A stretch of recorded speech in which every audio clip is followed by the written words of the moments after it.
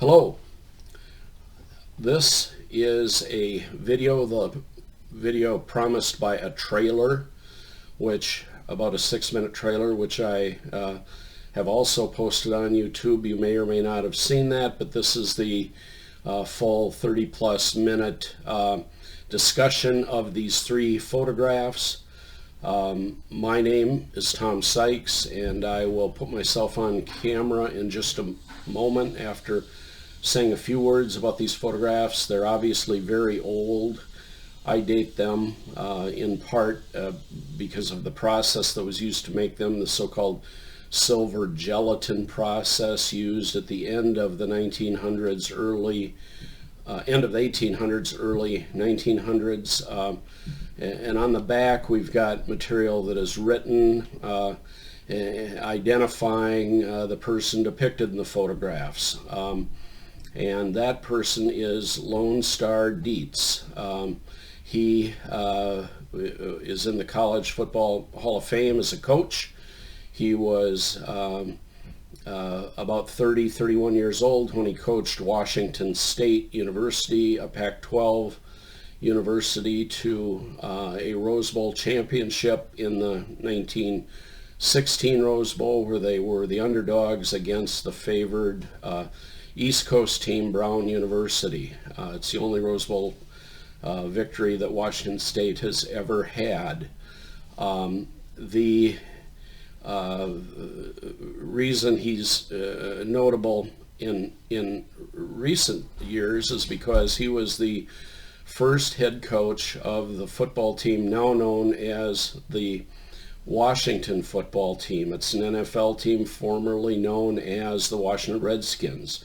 Last July, the name of that team was changed, and so the dispute over the team name is now a settled matter, and it makes right now an opportune time for me to come forward with historical information that is designed to help restore respect for this individual who took this first head coach, who took a terrible beating by the activists opposed to the use of the word Redskins. So with that, I'm going to go on to pause for a moment, have the camera oriented toward me, and we'll go from there. Okay, I'm back on camera, here to talk about restoring respect for Lone Star Dietz, the individual shown in the 3 photographs that I depicted a few moments earlier. By way of background, Mr. Dietz, as I mentioned, was the adopted son of the Barron County Sheriff, and the place of his birth is unclear.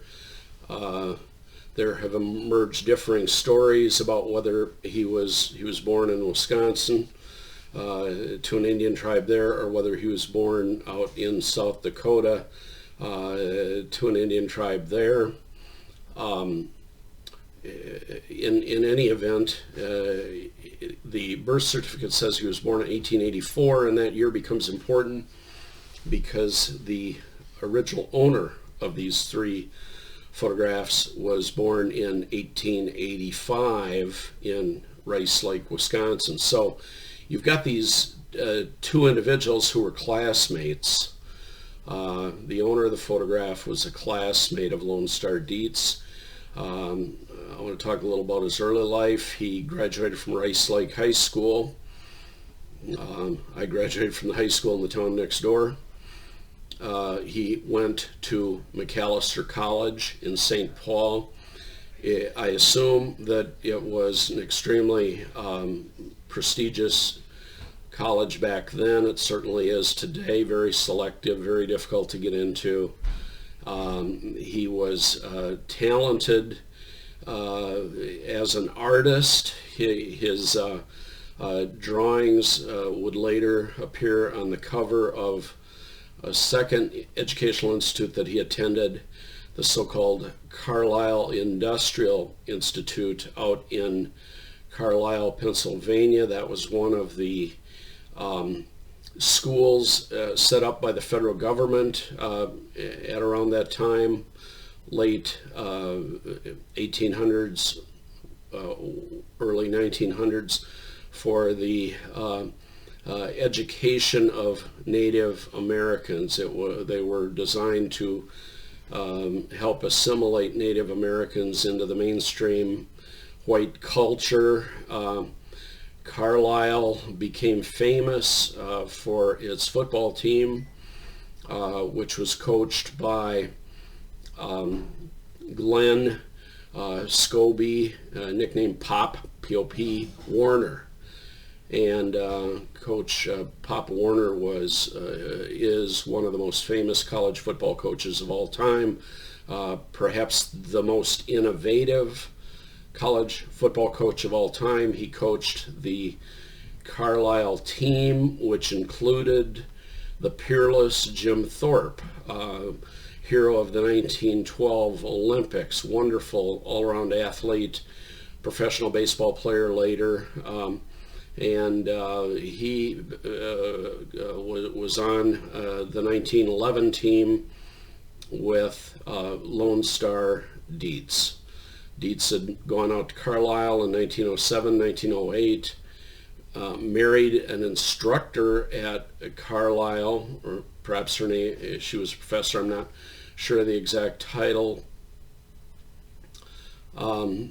She was an art teacher. Her name was Angel or Angel, not sure how it's pronounced, Decorah.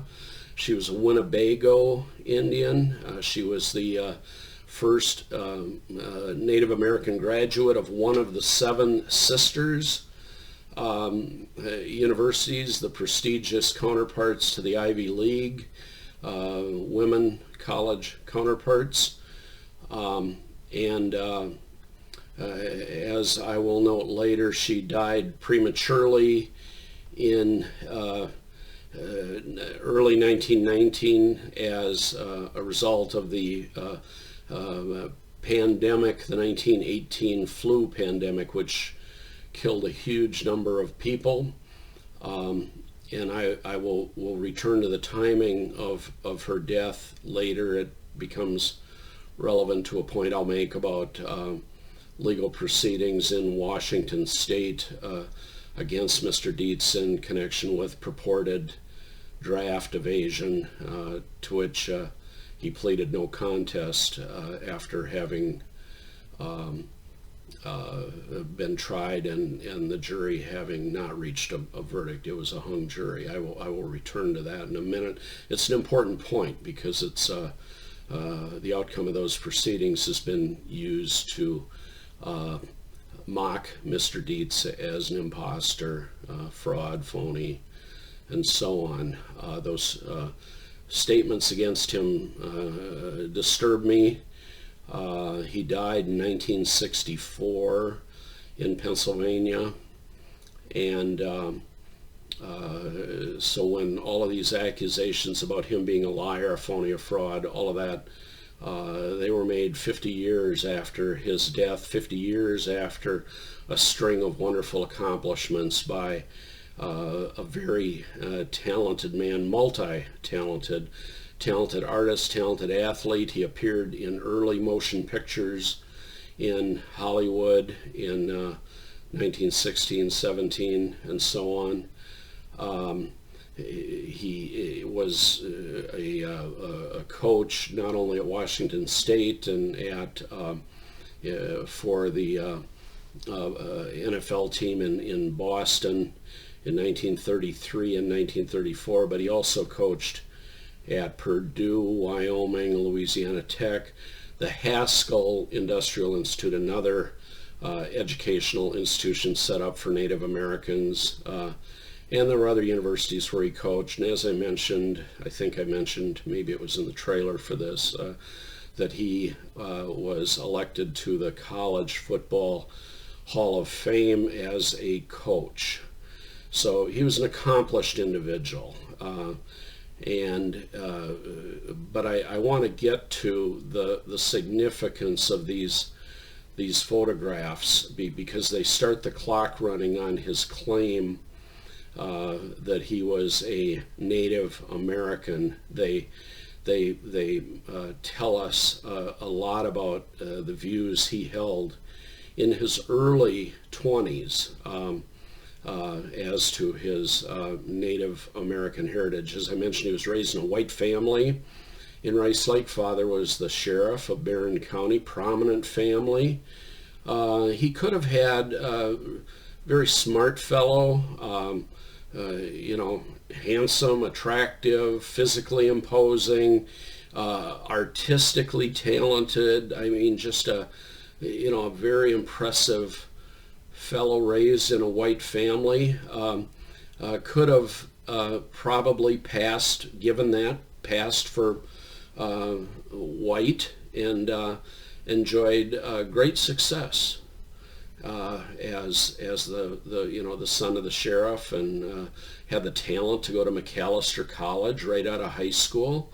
Not an easy school to get into, I'm sure, even back then. So he was he made a choice when he was in his early 20s to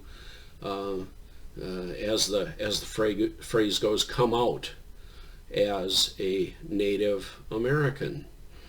And I'm sure that when people are in their early 20s, they thoughtful people are trying to figure out what their place is in the world, who they are, where they come from, what they're about, trying to feel his way along. And but he made a definite decision in his early 20s that he was a Native American. And I'm going to show you the proof of that with these photographs that I have.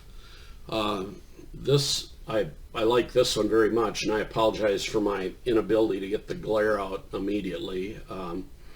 Computer screen shows it, and so on, but he's depicted in a dance of sort, holding a tomahawk, has bells on his calf, lots of feathers stuck into his waistband, feathers in his hair. He has braids, maybe that is a wig, I'm not sure, but we see braids hanging down, and he is very much portraying himself as a brave. He does not portray himself as a chief.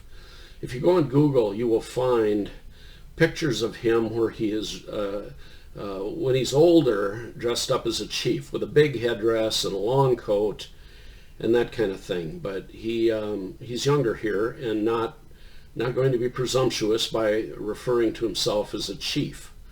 I want to show you the back of this, and we see writing up at the top. It says, property of Carl Overby. Carl Overby was his high school classmate. Carl Overby can be researched by going to a big book long in the possession of my family called The History of Barron County, published in 1922 by a Minneapolis or St. Paul publishing house. It lists biographies, usually pretty short, of the notable people who lived in Barron County. My great-grandfather appears in that book. Carl Overby appears in that book. Lone Star Dietz was not living in Barron County in 1922. He was well on his way in his football coaching career, having won the Rose Bowl in 1916 and going on to coach other college teams. But he, at some point, did come back to Barron County, or perhaps mailed these photographs to Carl Overby. Now, in the biography, the 1922 biographical sketch, it says that Carl Overby is a banker. It says he was born in 1885 in Rice Lake, Wisconsin.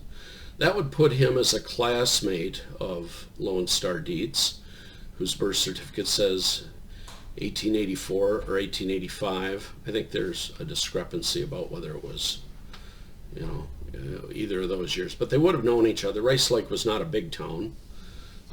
Even today, it's about 8,000, I think. And back then, northern Wisconsin was really its main economic activity was lumber. There were old growth forests, and the lumber barons, if you will, were busy, cutting down the trees and shipping them down the rivers to sawmills, and then they would be made into lumber for use in building this nation, building the West. In fact, my great-grandfather, after arriving in 1882, at least for a little while, worked as one of those people cutting down the big trees. He later went on to be a farmer, perhaps with money he saved from being a lumberjack. He was a Norwegian immigrant. So here we have these two individuals who grew up in a small town together. One was the son of a sheriff, or the sheriff. The other would go on to be a banker in Rice Lake, obviously a respected member of the community. And I recall from when I was young, growing up in the area on Main Street in Rice Lake, there was a Overby's music store, presumably run by descendants of Carl Overby, and they sold musical instruments and gave music lessons and so on. So here we have this first photograph, which says property of Carl Overby.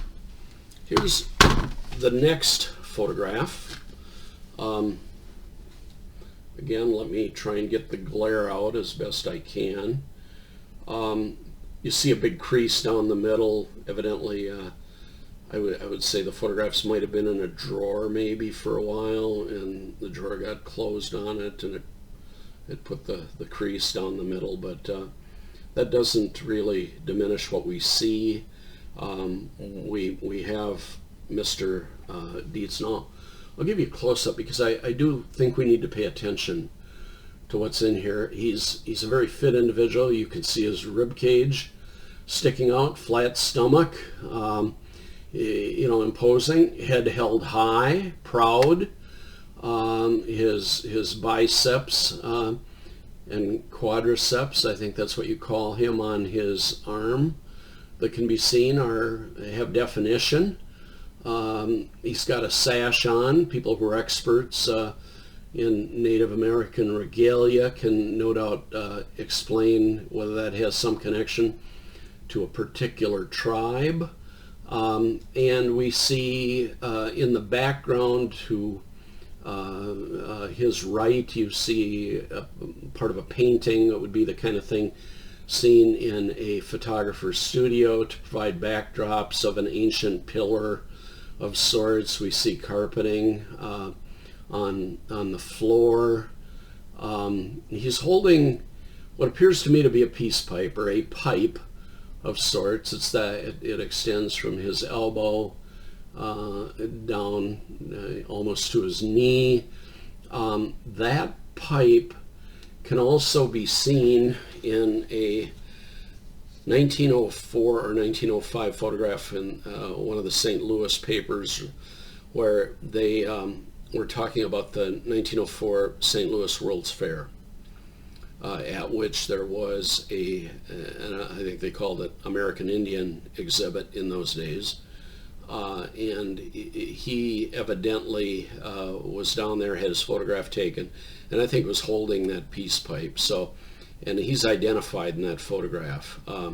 So even in 1904, well, he'd be 20 years old at that point if he was born in 1884.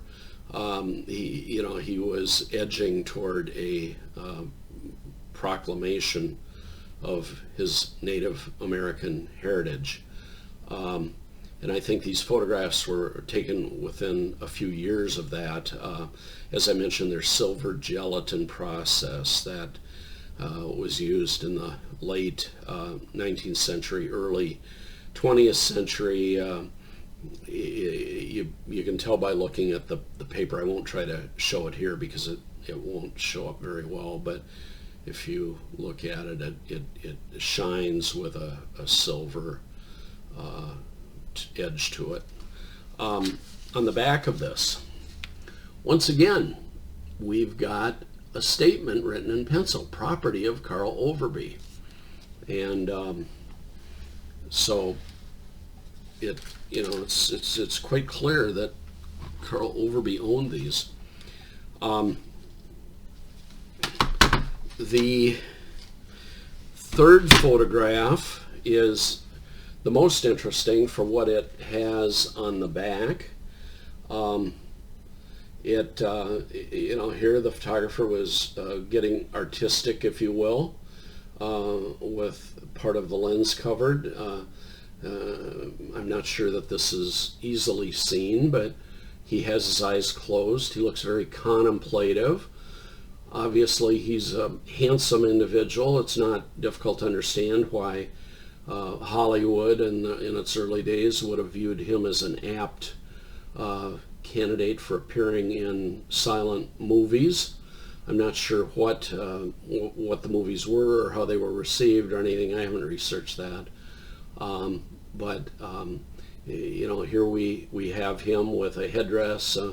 It looks like he has his hair tied up and maybe a wig, I don't know. Feathers. We've got some ornamentation around his neck, and he's definitely making a proclamation that he's Native American. But here's the most interesting feature. And so let's look at the top where it says, and this is hard to read. I can read it easily, but on camera it's hard to capture. But at the top it says, as you might expect, property of Carl Overby. And you can see the BY at the end for Overby, and then you see the CA, and then up above that you see PROP for property. Property of Carl Overby, the third of the three.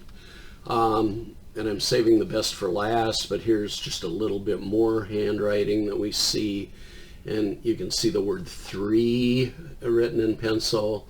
And underneath the tape, if you look carefully, the camera won't capture it, it says 3 for $2.25, $2.25. So that if the banker was obsessive about keeping financial records, he might have made that notation.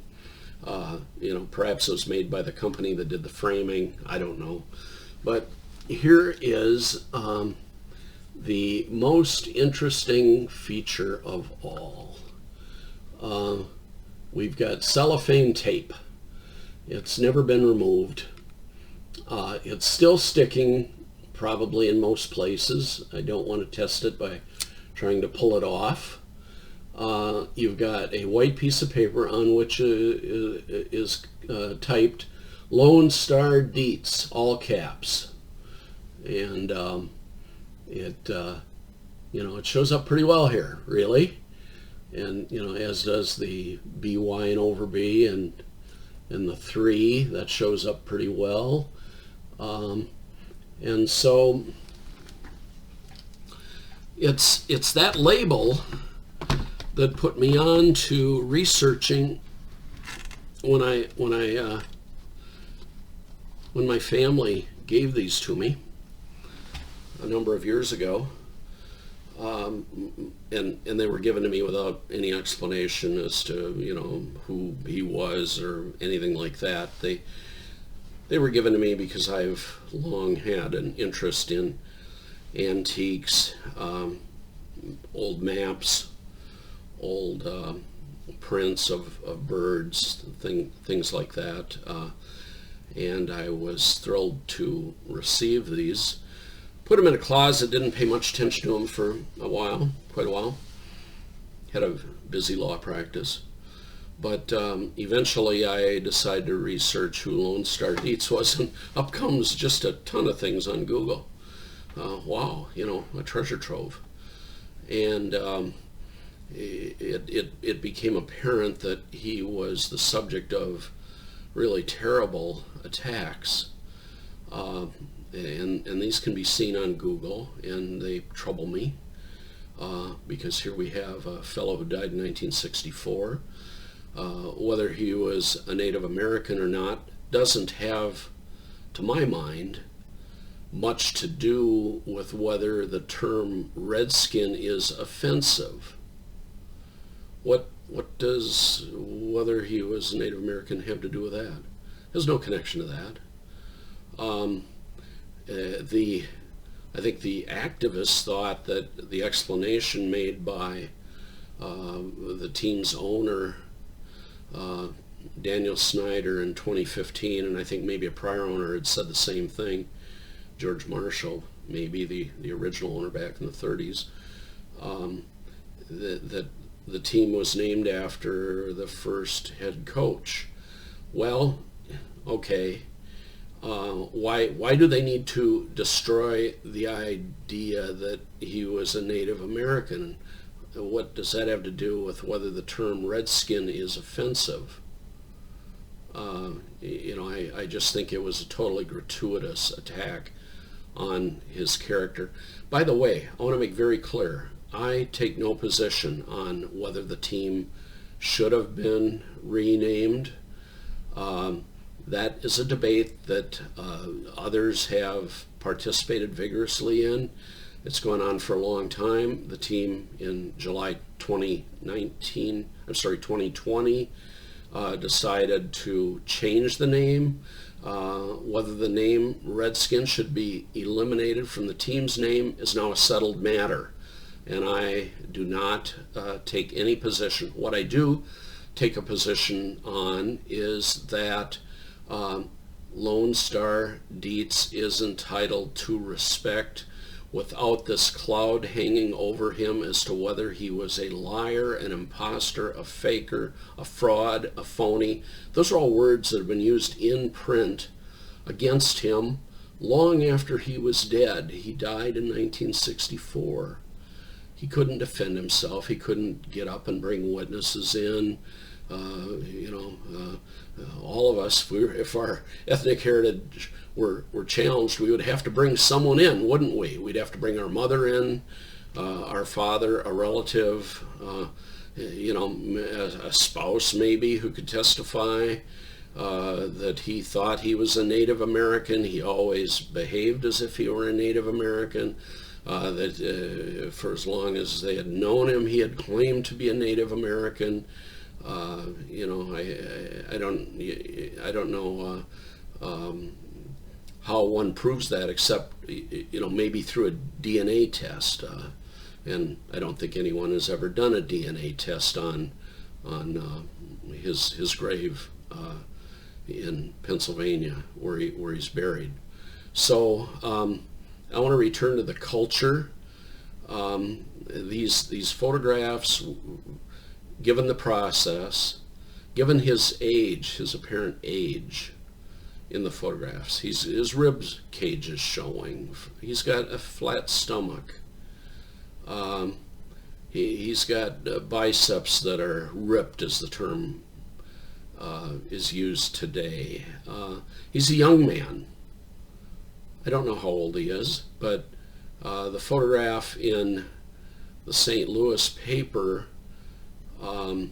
indicates that he already was having his racial consciousness was moving in that direction by 1904, 1905, when the 1904 St. Louis World's Fair was held. And so I think that these photographs, professionally done, were arranged by him to facilitate his coming out, if you will. And as part of that coming out process, he presented it to a boyhood friend, Carl Overby, back in his hometown. So sure, in 1904 he made a proclamation down in St. Louis, but I think more important, we've got family up in Rice Lake, father is a sheriff, prominent family. I think the more important proclamation is the one that is made back in the hometown. And he did that.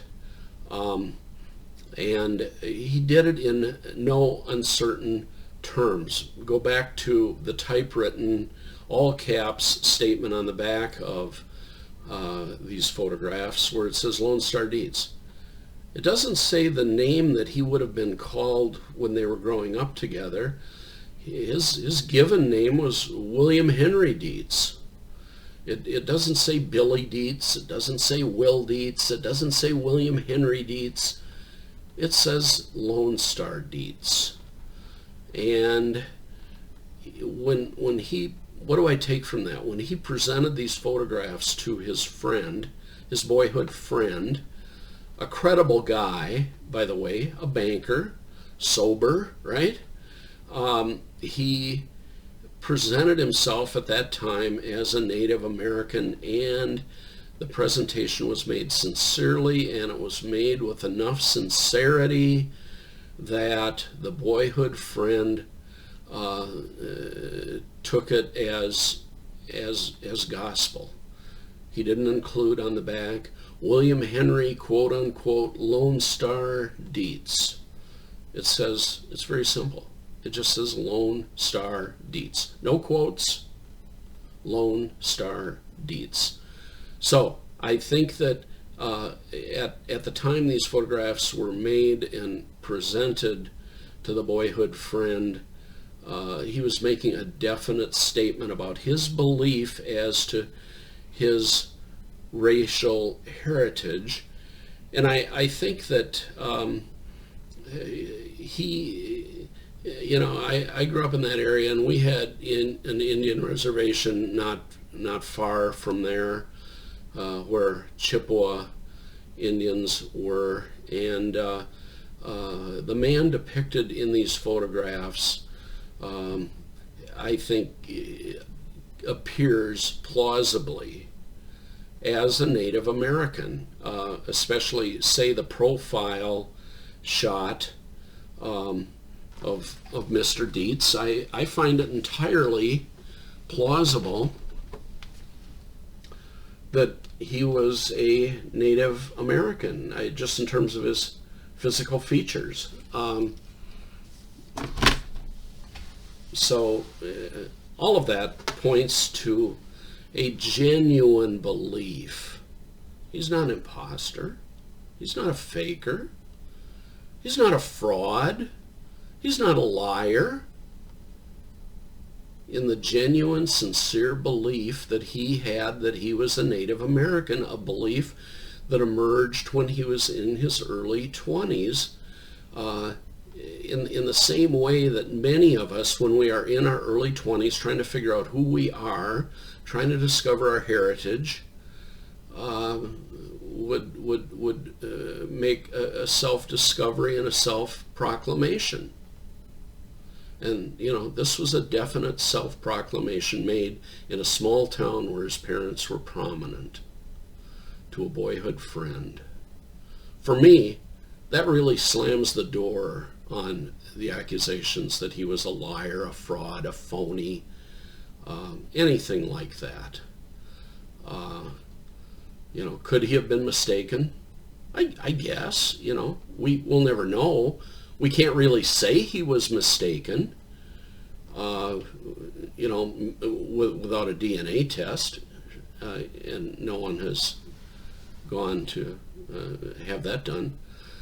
Which brings us to something that the activists relied on, and it's repeated in the newspaper articles, and I'm a lawyer, and I'm pretty good as a former federal prosecutor and a former state prosecutor. I was actually the district attorney of that same county where Dietz's father, adoptive father, was the sheriff. I was the DA 70 years later. The activists rely on legal proceedings in the state of Washington, eastern Washington, Pullman and Spokane, Washington. That's where Mr. Dietz was the coach of Washington State University, located in Pullman. And World War I was going on, and when Mr. Dietz filled out his draft card, he claimed exemption from the draft on the basis that he was a Native American. And it wasn't that he was not a patriot. He was coaching football down at for the U.S. Marine Corps in San Diego during the war at Mare Island, M-A-R-E Island. So he had respect, but he also was a Native American and believed he was a Native American. He'd, after all, come out 10 years earlier as a Native American, but the draft board chairman didn't like it. And he went to the U.S. Attorney, which is the chief federal prosecutor in the district. I was an assistant U.S. Attorney in Wisconsin, and argued that he should be indicted for making a false statement on his draft card. That really strikes me as terrible. And unless you've got really solid proof that he's just an out-and-out liar and draft evader. Where's the proof of that? And the U.S. Attorney obliged and brought charges.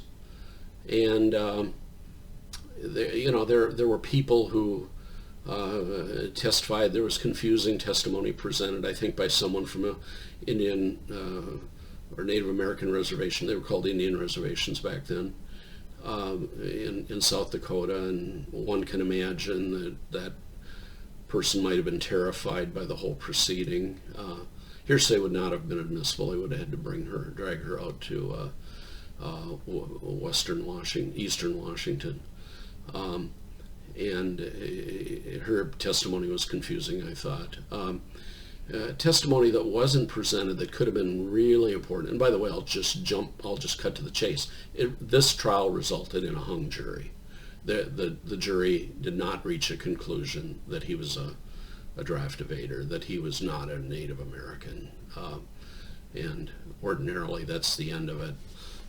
But there's more to the story. But I want to point out a witness that was not available. It was his wife. Now, as close as I can tell, she died in early 1919, right after he was first indicted, and it would have been before trial. And she was back on the East Coast, and I think she never followed him out to the West Coast when he took the coaching job in Washington, and I think they went their separate ways, and he filed for divorce, contending that she abandoned him, and it probably was a case where she just didn't want to move to eastern Washington, where he was now doing his coaching. And but she died, so she was unavailable for the trial. But one can imagine the testimony that this Native American, she was a Winnebago, I think born in Nebraska, one can imagine the testimony that she might have, having been married to him starting in 2007 through 1918, not sure when the proceeding became final, or if it even did become final, given that she died. But I think he filed for divorce in late 1918. The testimony that she might have given might have been very helpful to him, talking about what he said to her, how he behaved, the things he did that confirmed his genuine belief, sincere belief that he was a Native American. I mean, remember, he leaves the Midwest and goes out to Carlisle Industrial Institute in 1907, 1908. What a statement that is by itself, right?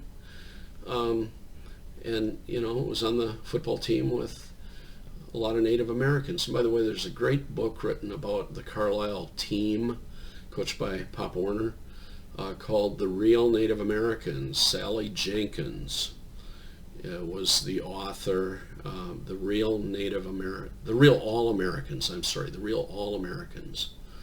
And it's a history of the Carlisle Institute. There's also a book which I've drawn upon, and I want to mention. There's a biography of Lone Star Dietz, and I have it packed away somewhere, and I can't tell you the exact title, but if you go online, you can find a very nice biography written by a fellow in Pennsylvania who had access to historical material. So much happened in Pennsylvania, right?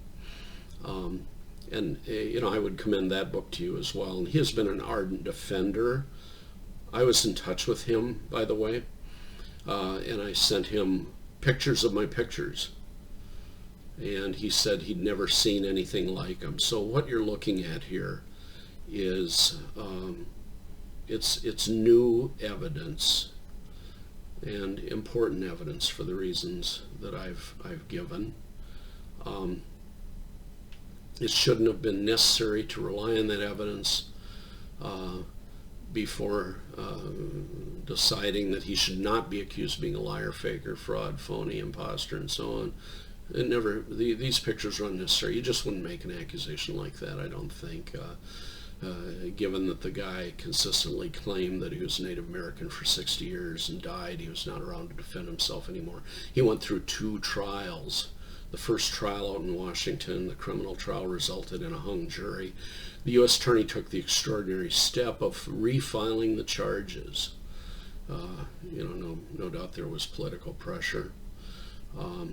And I want to talk a little bit, before I talk about the ultimate disposition of those, I want to talk about how there was a great deal of anti-Native American bigotry. And this comes as a surprise to none of you who are watching this, right? Sally Jenkins' book, it cites a great many resources. She's done thorough research, but I looked in the footnotes, and there is a quote from a 1901 Detroit Free Press article where the U of Michigan played the Carlisle team in football. Evidently had beaten them 3 times earlier and now won a 4th game. Michigan was a real powerhouse in those days, and along with the Eastern teams were the powerhouses. Yale was kind of sounds surprising, right? Was a powerhouse back then. Brown was a powerhouse. Harvard was a powerhouse. But the headline in the Detroit Free Press, 1901, says, Michigan scalps Carlisle for the 4th time. So, there was pretty raw and blatant racism toward Native Americans back then. It brings me back to my point. Why does a man, a 20-year-old who could easily coast along, smart, talented, great athlete, talented artist. I want to detour into that for just a moment. He married an art instructor at Carlisle. He prepared the covers for the Carlisle magazine at the time, which was called The Red Man. Beautiful drawings, intricate. He did a great many drawings. You can go on Google and find paintings that he's done. I saw one on eBay for $3,800. I've seen another one, a very peaceful scene of the prairie with teepees and smoke coming out of the teepees, and no people or animals depicted. It's just a peaceful prairie scene. Perhaps a South Dakota scene, not sure. Beautiful colors. He did that. And, talented guy. Went to McAllister. There was an easy path for him. And it wasn't to declare that he was a Native American. So, but I want to return now to that second trial. There was no second trial because it was ended after he was charged with a no contest plea. Now, here's where everybody goes wrong. They think that a no contest plea means that he's agreeing that he committed the offense. It does not mean that at all, and I see this in the articles that are written. It's just fundamental. It's not even complicated. If you talk to anybody who has any legal training, what it means is that they're not admitting guilt. It's no admission of guilt. What it is permission to sentence them on the charge, even though guilt is not agreed. That's a no contest plea. No inference can be drawn from a no contest plea. It's not admissible in other proceedings to prove anything. Yet the activists and the writers emphasize that he was sentenced to 30 days in jail upon a no contest plea. Now, his explanation for not going to trial a second time, one can imagine the resources. It costs money to go to trial, especially if you've got to bring witnesses in from wherever to support, your case. His wife was still out on the East Coast. If she'd been alive, that would have been costly to bring her there. She was unavailable. Wouldn't have been available in the second trial either. She was dead. But he was financially unable. He made an investment in a film company, and was that investment had not been a good investment. It had been a money loser. So he just decided to terminate the whole thing with a no contest plea. So again, that no contest plea does not provide a basis for calling him a liar, a fraud, a phony, an imposter, a faker. Those are the terms that were used. And it's really dismaying to me that the writers would do that. Given that he, for 60 years, including his self-proclamation in 1904, 1905, 1906, 1907 to a high school friend back in his hometown where the family was prominent, where he could have had an easy path as a white fellow with the talent to go to McAllister, talented artist. I mean, he had the whole world available to him if he were white. And in fact, he converted his career and stuff for 60 years, called himself a Native American. And I think he was courageous. He ought to be given credit for that. Wikipedia says his identity is controversial. I don't think it is. I think he was a Native American. I think he deserves respect. It's controversial only because scandalous claims were made against him by activists having every reason to destroy anything associated with that football team.